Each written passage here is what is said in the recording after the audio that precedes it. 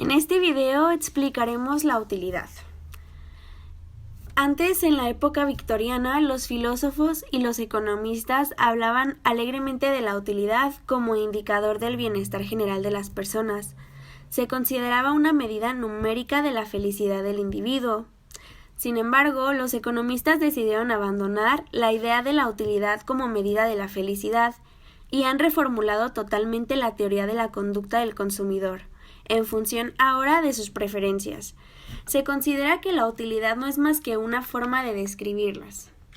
Tenemos también una función de utilidad, que es un instrumento para asignar un número a todas las cestas de consumo posibles, de tal forma que las que se prefieren tengan un número más alto que las que no se prefieren.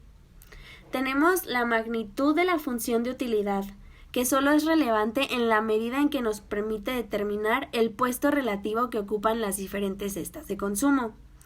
A este tipo de utilidad se denomina utilidad ordinal, debido a que pone el énfasis en la ordenación de las cestas de bienes. Tenemos la multiplicación por 2. La multiplicación por 2 es un ejemplo de transformación monótona. Transforma una serie de números en otra de tal manera que se mantenga el orden de estos. Normalmente, las transformaciones monótonas se representan mediante una función que cambia cada número por algún otro número, de tal manera que se mantiene el orden de los números en el sentido de que la función 1 es mayor que la función 2.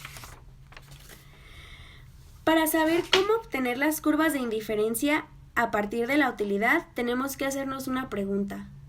¿Cómo son las curvas de indiferencia? Sabemos que una curva de indiferencia es el conjunto de todas las x1 y x2, que son en este caso nuestros bienes, y con esto obtenemos una fórmula, que es k igual a x1 por x2. Despejando x2 como función de x1, vemos que una curva de indiferencia tiene la fórmula x2 es igual a k sobre x1, que es la que tenemos en pantalla.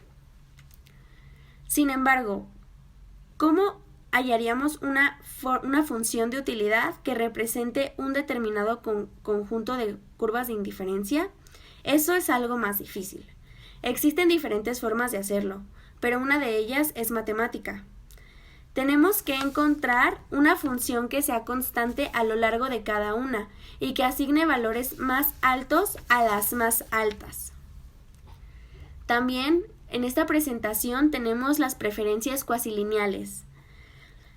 Las preferencias cuasilineales son unas curvas de indiferencia que tienen una forma que no hemos visto antes. Supongamos, un consumidor tiene unas curvas de indiferencia que son traslaciones verticales unas de otras.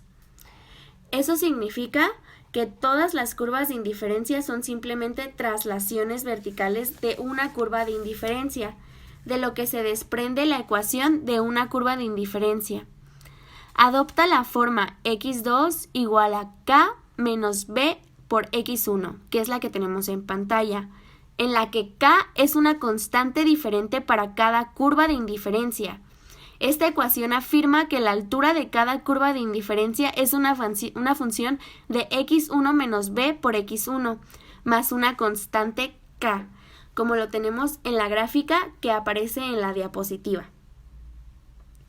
También tenemos las preferencias de Cobb-Douglas, que es una función de utilidad que se utiliza frecuentemente.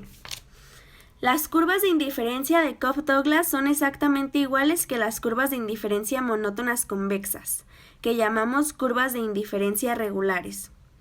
Las preferencias Cobb-Douglas son el ejemplo clásico de curvas de indiferencia regulares, y de hecho la fórmula que las describe es una de las expresiones algebraicas más sencillas de todas las que generan preferencias de este tipo.